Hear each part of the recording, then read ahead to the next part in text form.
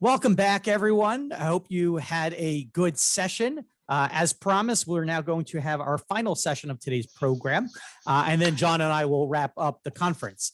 So we'll get right into it a second. One final announcement. I mentioned earlier that your surveys will come via email right after we finish today. Please send that back. We do value your feedback, and we do make our programs based on your feedback. So please make sure to do that. Also, it will be in the chat function shortly before we end. If you prefer, the link to the survey will be there. Again, take you no more than 5 minutes. That will be really helpful to us.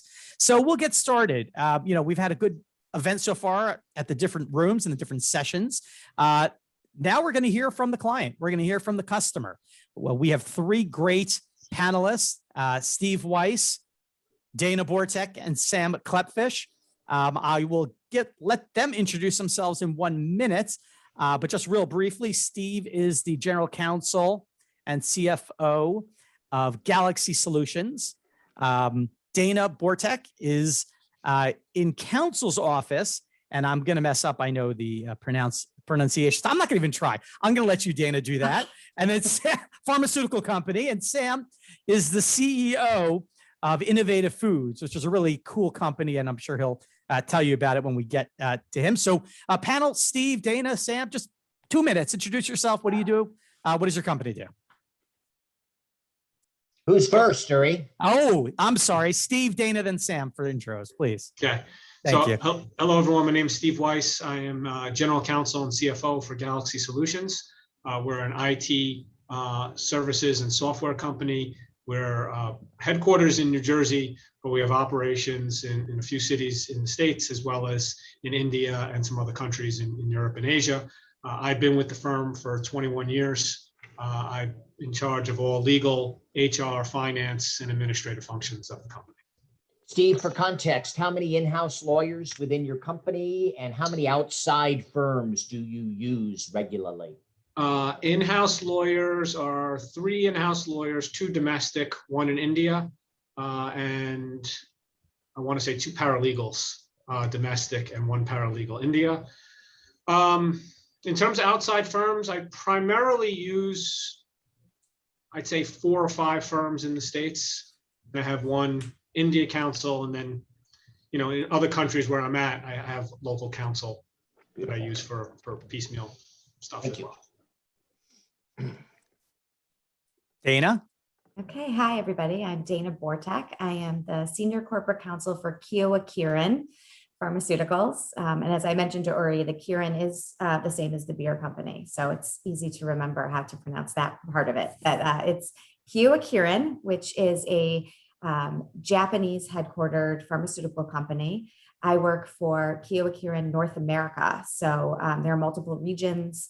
We're a global pharmaceutical company, and North America includes not just the United States, but also Canada. We have our North American headquarters in Bedminster, New Jersey. We also have an office in Princeton, New Jersey, and an office in La Jolla, California, which I still haven't been to because of COVID. So as soon as possible, I'm going to get out there. And we specialize in multiple therapeutic areas, including nephrology, immunology, oncology, and neurology. And we have 5 approved products in the US and 1 in Canada that we're working, and we're working on a second. So in the counsel's office, we have, this is a good question, John. So we have 5 in-house attorneys and a few paralegals. And we basically handle everything for not just North America, but there's actually global products also that are manufactured out of North America. So we coordinate not just the North American product, but also some global product. So we have a lot of moving parts.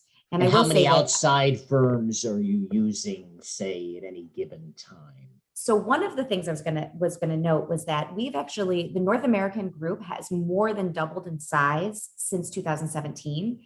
And between 2017 and 2020, the annual revenue went from 25 million to more than 500 million. So one of the things about the company right now, especially North America, is that we have grown so fast that we don't actually have the internal structure necessary. So we're using a lot of outside counsel. I would say, I was interested that Steve just said 5, about 4 or 5, because I'm thinking we have way more than that, because we need a lot of specialized help. We have, you know, some counsel that deals with international law, Canadian law, Japanese, plus manufacturing, plus government pricing, plus compliance, plus HR issues. So we actually have probably, I would say, close to 7 to 10 different outside counsel firms that we're using, ranging in size. We have some small firms to major AM law top 10 firms. Thank you, Daina. And Sam? Hey, yes, I'm the CEO of Innovative Food Holdings. Innovative Food Holdings, actually a publicly traded company, ticker IVFH. We built a leading direct-to-consumer e-commerce platform with a really complete multi-channel specialty food and grocery capabilities for both consumers and professional chefs. The first 2 brands that are on the platform are igourmet.com and mouth.com.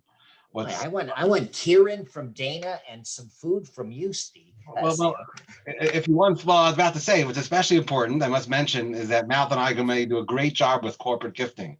So please note that, especially for all the law firms. So, I love it. Listen, you gotta get that shameless plug in. Absolutely, you do. One more note, and actually, which is somewhat relevant, not necessarily that relevant. Years ago, I actually spent, I'm not a lawyer, but I actually spent several years at a law firm working with clients on the business side. So I do have some interesting perspective from that perspective as well. Do you have an in-house legal department? We do not. And so who provides your legal services? Several different law firms for varying, different needs. And so it's across the board, obviously being a public company, you have, specific needs in that area. And then, we do M&A, have needs in that area, food, and you can get to the point of, liquor laws, things like that. So it's really across the board, very much into, specialists in terms of Specialists. Lawyer. And are you the guy that hires most of these lawyers? What usually ends up happening, it ends up, being a conversation. I end up being involved in the conversation. Not always am I ultimately doing the hiring, but generally speaking, it's going to cross my desk. Gotcha. Thank you, panel. Uri, you want me to? Yeah, John, you got me out with the first question here, so I'm ready to John, roll. kick off the first question. The ready panel to turn me is ready. loose. Go for We it, just John. have 3 questions for this panel, and we're going to run out of time when we have our hard stop.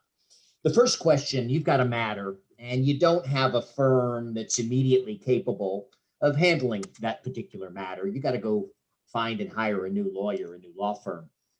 How do you go about that process? And I'm going to start with, we determined the order, and I lost that page, Uri, in terms of who was going to answer it first. I think it was Sam? I think it was Steve. me. Yeah. Steve, how do you go about that selection process when you need to hire outside counsel? Yeah, so typically I'll look to the firms that I already have a relationship with to see if they have that skill set. If they don't, I will certainly ask around to them as well as other counsel for referrals. Sometimes though, if none of that works, then I frankly just Google stuff, and I'll just Google the area of law, and then I'll start reading through probably local bios to see if I heard of the firm or if I've heard of the person. Because we've been around for quite some time, we've pretty much experienced most general issues. So I at least in New Jersey and New York and the tri-state area, I have counsel that can pretty much handle everything. But when I go to other states or other countries, then you're really kind of flying blind. And for me, something like Google is frankly what I use most often. Beautiful. We'll come back and ask a few extended questions on, Sure. directories and networks, whether those impress you at all. And so moving around the table, Uri, again, I don't have the list. Daina, why don't you take I it? think I was next. Yeah. Thank you. Well, I will say that we definitely rely a lot on our network of colleagues, particularly from our previous firms. So one of the things that that we have the benefit of is that a lot of us have worked in firms, different firms, local, some with some national offices. But during our work at firms, we were exposed to other firms. So for example, international counsel, we might have had to refer something out. And that's how we've found some of our current international stuff. I will say I don't recall a time where we've ever Googled. So that is something that I think we rely a lot more on word of mouth or connection. In my previous position, I will say there was one small New Jersey firm that went to the Seton Hall healthcare compliance 3-day seminar that they do twice a year, and really did a good job of meeting with people and getting to know our general counsel who was there at the time. And it ended up, we hired them. I mean, it was just from that networking and getting to know him personally that they were able to come in and do a pitch. So I think that in-person networking is really a good way to go. That's been hard to do the past 15 months or so, but it's coming back. And Sam, let's turn to you. How do you go about searching for counsel? Yeah, definitely prefer not to have to shop, as I think everyone here doesn't. Well, same boat. You want to have it ready, but if you do need a lawyer, and for me, the personal relationship of where someone who's actually done that type of work before, and that specific thing is very important. Having spent a lot of time speaking to lawyers over the years, for me, if someone has actually used that particular, not even the particular law firm, but that particular lawyer for that particular type of matter, obviously nothing's going to be the same. That is going to be very important for me, and I will actually do whatever I can to find someone who I can have a conversation with to understand that, the level of expertise, and then hopefully that will be, provide some real level of, specificity that will allow us to have a lawyer that can really fill that need. Do you ever Google, Sam? I guess, but not for lawyers. I should have. That's okay. It's a law thing. You have to answer very specifically, so I answered the question.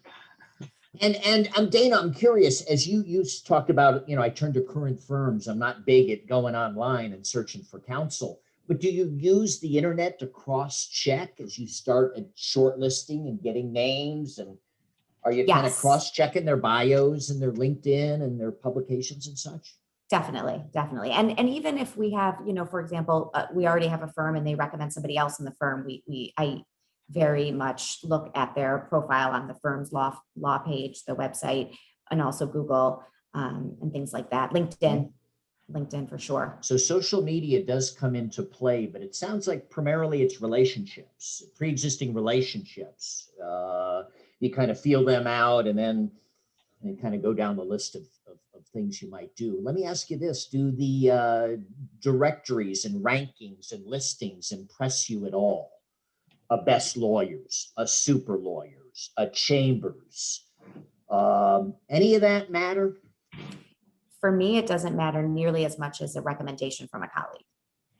So, after having been in firms and knowing how much of a marketing push that stuff is, it shows me that it's somebody who's really committed to getting out there and wants to build a book of business, so that I know they've got a good fire underneath them, but it doesn't make me think that they're a great lawyer. So it's kind of neutral if you see a best lawyers badge on their biographical profile. Yeah, it doesn't make me think that they're substantively great. It makes me think that they're good at marketing and business. They bought a listing in a directory.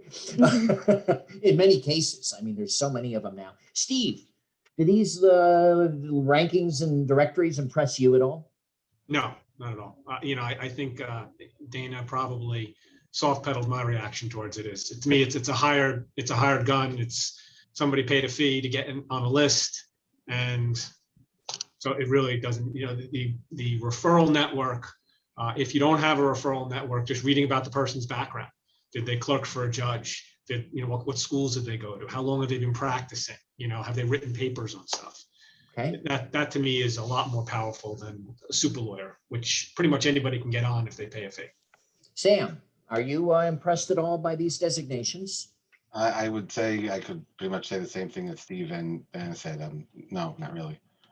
It's not something I look at really at all. Okay. Many smaller, mid-sized law firms have found their ways to these networks like Terralex or LexMundi or Meritas. There are dozens of them now. Global affiliations of law firms, some accounting firms in there, and many of these groups.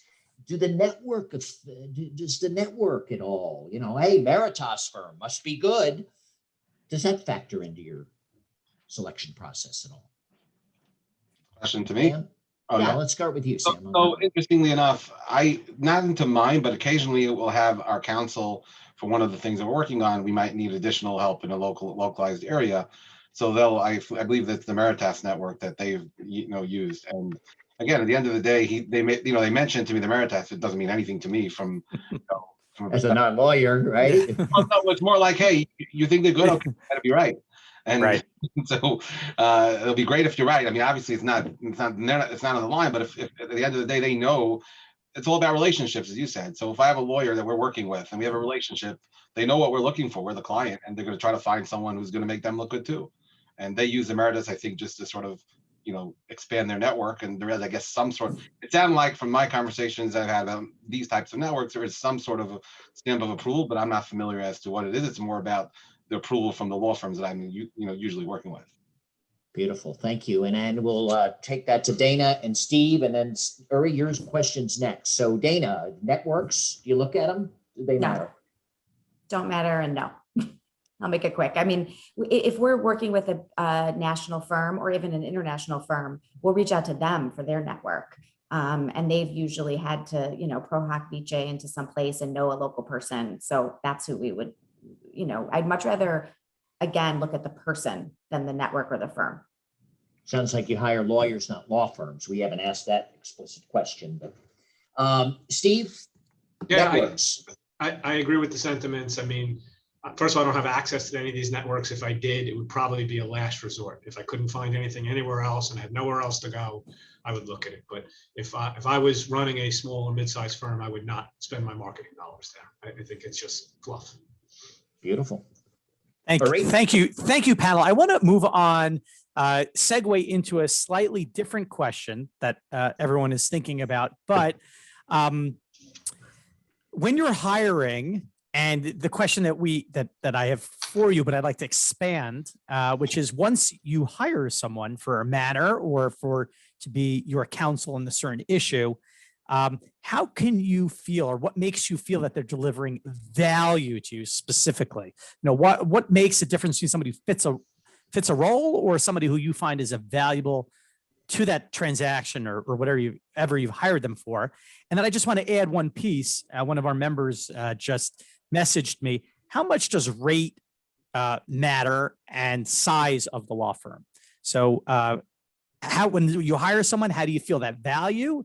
And then when you're selecting them and continuing with them, how important is rate and size of the firm, the rates and the size of the firm? So I think, Daina, we pre-selected you to answer this one first. Question.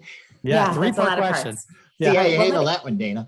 Yeah, well, let me start with the rate. Okay, Right there. get right to the money. And size. Yeah, because I mean, that's what we care about, right? And listen, in-house counsel, we have a budget. We need to try to stay within that budget. We're a cost center. So, we don't have just unending bank accounts here.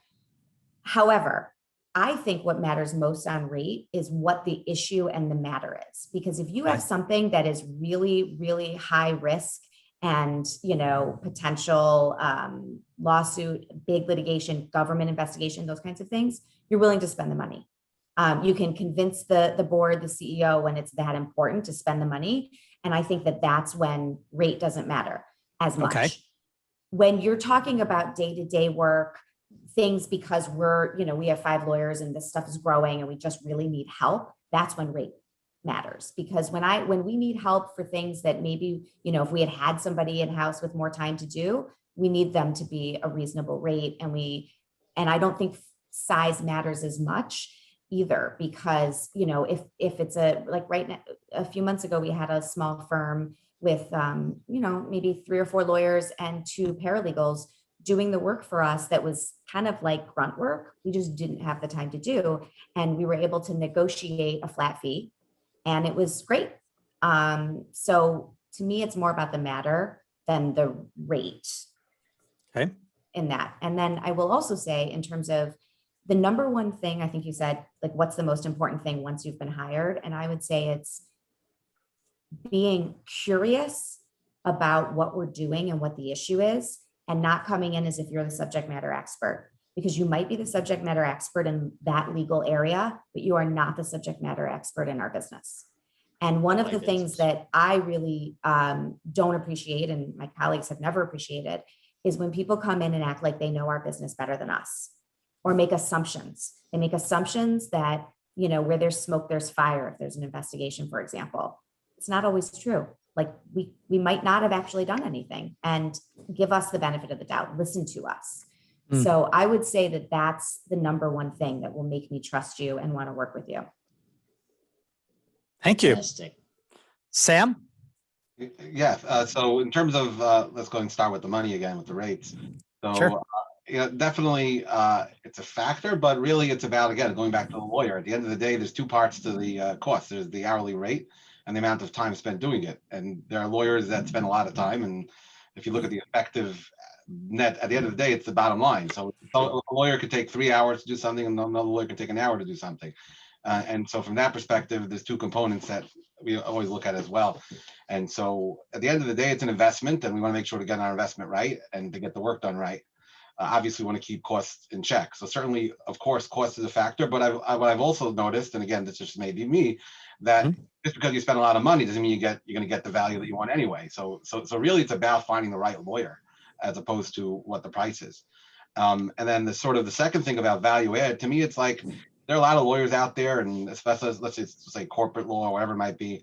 And again, there's a lot of pretty similar stuff you can do, but it's a lawyer that actually cares and is not just going to do it. Well, this is what you want to do, so I'm going to do it. But to actually think about it and say, okay, you know, there's another way to do this. Again, I may not agree, someone else may not agree, but not to just go through the motions, but to actually care about our work and our business. You and Daina have said almost the same. We want somebody to understand our business. And that bleeds into the money too. Yeah, sure. Rate is what we talk about or what we see, but it's the value. If you really understand my issue, I think you'll do a better job. I think in the long run, in totality, it might even cost less, but it'll be more appropriate. Steve, what say you on the value and when you choose and maintain a law firm? Yeah, so I would first of all, I would agree with everything that Sam and Daina said. But I would to me, finding a lawyer who provides real world practical solutions as opposed to the academic of, oh, well, this is the law. It's, yeah, I understand the law. I understand what you could file with the court, but can't we work this out in a simpler, more efficient manner? And so lawyers that think out of the box like that, to me, are very valuable. And they're the people that I prefer to work with. Cost containment is important. And so setting expectations in terms of, hey, what do you think something's going to cost? Can you give me a ballpark? I do understand things can go over, but you just want to have your expectations set. Flexibility on pricing. So Daina, you referred to a fixed price scenario, flat fee. I've done that with some law firms in certain matters that does work, certain matters it doesn't. So where you can be flexible, I think that adds a lot of value. Real quickly on the rates and the size of the firm, again, it's all about the person. So if the lawyer is good, they're worth the rate.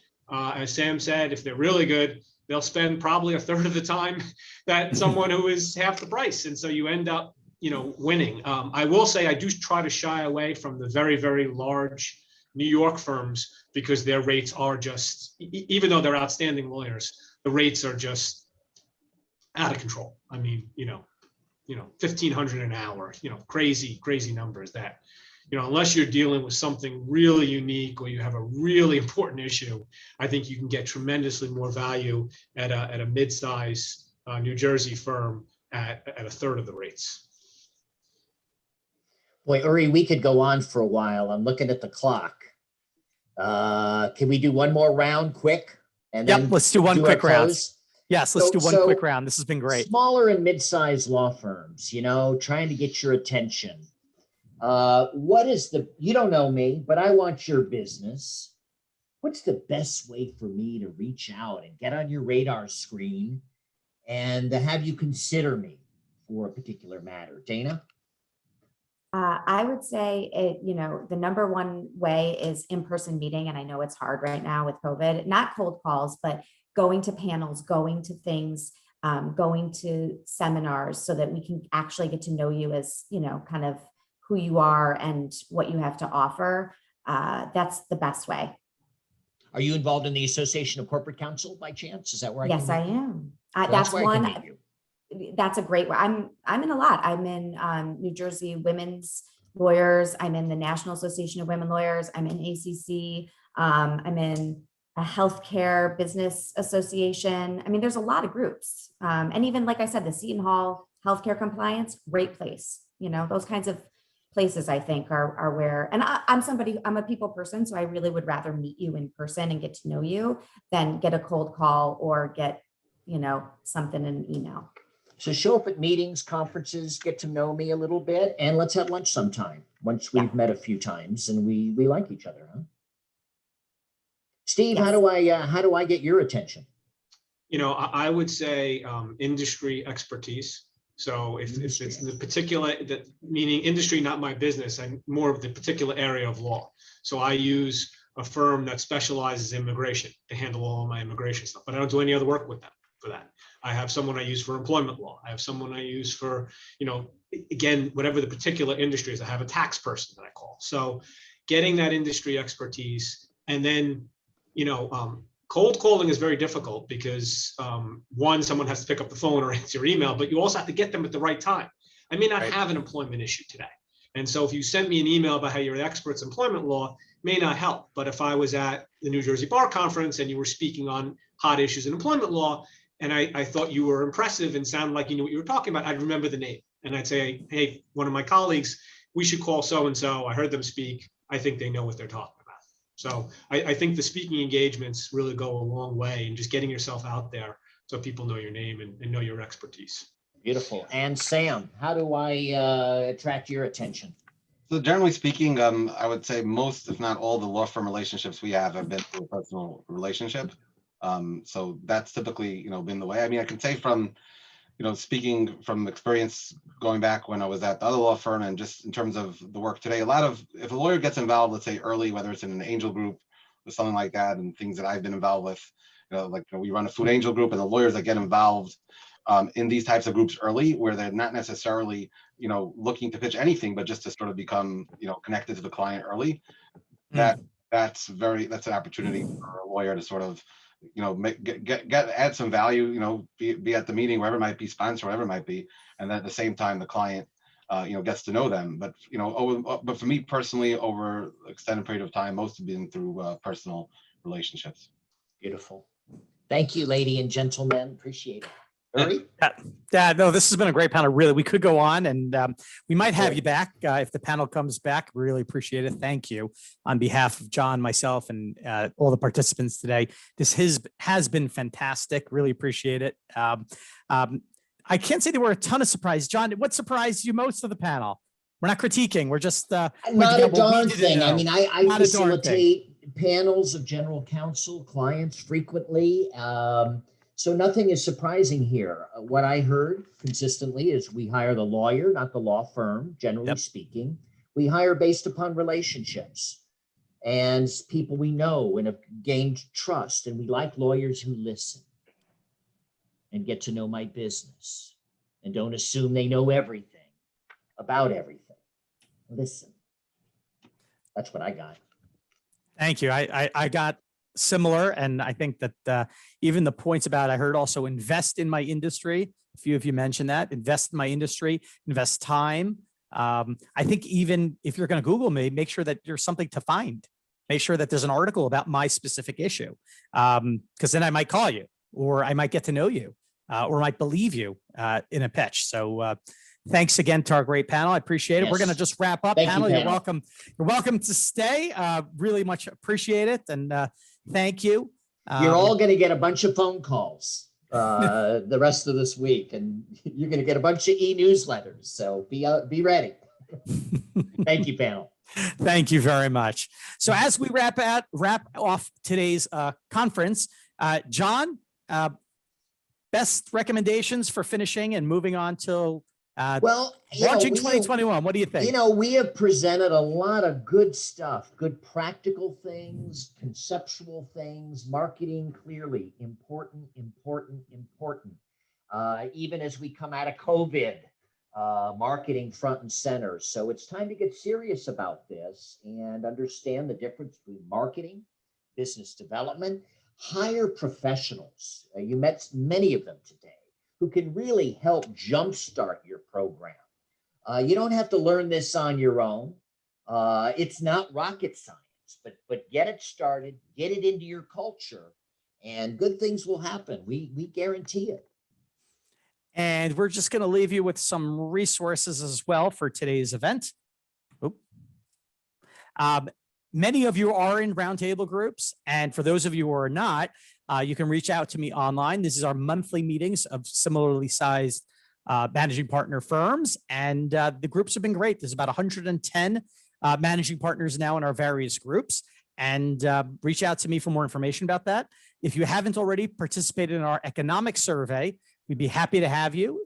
You get your own personal benchmarking report for participating. John has cataloged our webinars on his website, right, John? I think we're up. This will be our 23rd, 24th. If you go to Yep. managingpartnerforum.org, all the recordings are there, the handouts. We've covered a slew of topics, some specific to COVID, some more evergreen. We're going to do our next program June 2nd. It is free. Everybody on today's call will be invited, and we will be featuring Dr. Larry Richard, who is a psychologist out of Pennsylvania. His website is called Lawyer Brain, and his blog is called What Makes Lawyers Tick. And we're going to be talking about mitigating the psychological impacts of COVID among our lawyers and our law firms. So it should be really interesting, and we hope you'll come. Fantastic. Our websites are over here where those resources are cataloged. Final reminder before we sign off is that your surveys, your feedback survey is really important to us. I did put it in the chat. So if you click on the chat, you can click and do your survey right now. Otherwise, in about 3 minutes, you're going to get an email from me that says, give us your feedback. We really care. So thank you, everyone, for participating today. I heard some great feedback from the rooms, and I look forward to reading everyone's feedback. John, any last comments before we sign off today? Not at all. We heard how the clients like to get feedback, and give us your feedback. Really, really important. Topics, what you like, what you don't like. Uri and I eat this up and try to bring it back to you and provide programming and formats and such that you tell us you want. And so please, please, please give us that feedback. Really important.